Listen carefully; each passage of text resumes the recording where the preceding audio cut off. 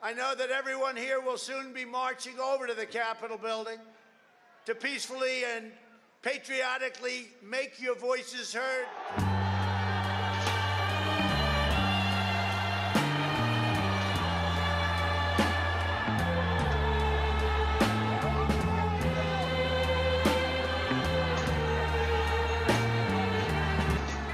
In today's politically charged world, violent rhetoric dominates headlines. From heated campaign rallies to protests that escalate into violence, the language used by public figures and citizens alike raises the question, is all this rhetoric creating a more dangerous political climate? I don't know if I'll do the fighting myself or if other people will. Maybe he should have been roughed up because it was absolutely disgusting what he was doing. If you see somebody getting ready to throw a tomato, knock the crap out of them, would you? Seriously. Violent political rhetoric has moved from words to action. Frequently, figures such as Donald Trump use heated rhetoric to describe his opponents. And his opponents, on the other hand, even compared Trump to infamous figures such as Adolf Hitler, of all people. Events like the Charlottesville rally in 2017 showed how this heated rhetoric can lead to real-world violence. A study by Pew Research revealed that a majority of Americans believe that this heated rhetoric and climate contributes to a deeply divided society where collaboration feels impossible. In fact, Americans, when specifically asked, 7 in 10 said elected officials should avoid heated rhetoric because it encourages people to take violent action. As someone who cares for our democracy, it's disheartening to see this type of violent rhetoric out in the open, and I'm not alone. The Pew Research article highlighted that most Americans also desire more moderated speech.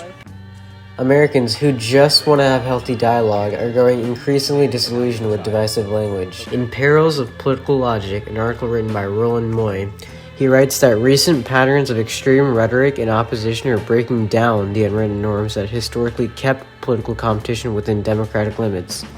This shift fosters public cynicism, weakening trust in our institutions and pushing people further and further apart. With all this in mind, it's clear to me that violent rhetoric directly correlates with real-world violence. As the Brookings Institution highlights, hateful rhetoric from influential figures can normalize aggression and encourage individuals predisposed to violence to act. This phenomenon was proven twice during this year's election cycle, as the Republican candidate for president, former President Donald Trump, was targeted twice for assassination attempts. You know, that's a little bit old, that chart. That chart's a couple of months old, and if you want to really see something that's said, take a look at what happened.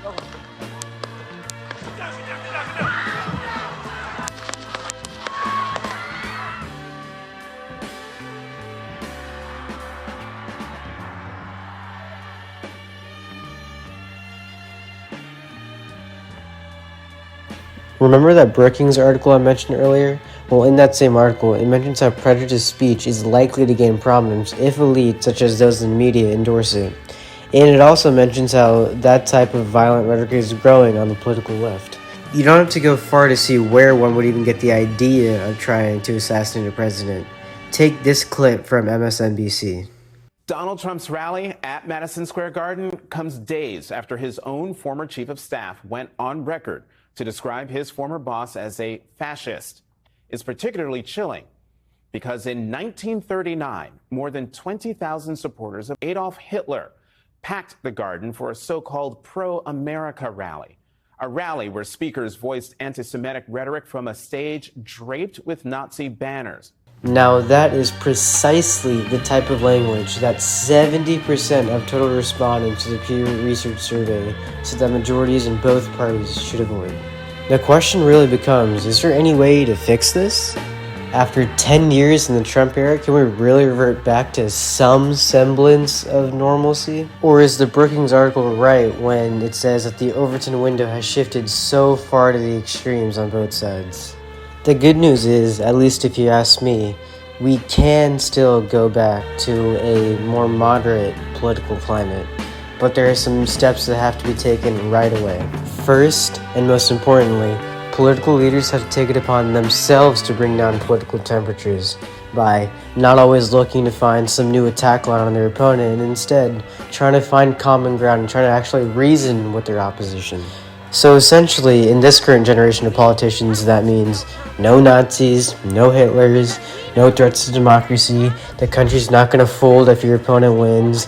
Instead, you actually try and debate on the issues, on how to make American lives better, and you win based on merits. Second, but certainly not least, the media has to do a better job of communicating to voters what's going on in Washington and across the country in an informative way without bias. This means no more exaggerated headlines, no more trying to clickbait for clicks and views and all your articles. Just tell the story as it is without any outside interpretation. Now, those two fixes are monumental and will not happen in a day, and in all reality may never happen.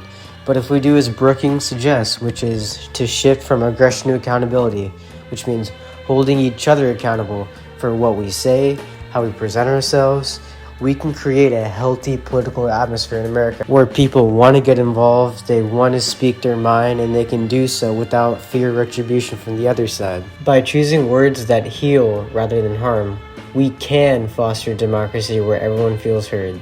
This video draws from reputable sources such as the Pew Research Center, the Brookings Institution, and scholarly analysis of rhetoric's impact on democracy. Thank you for watching.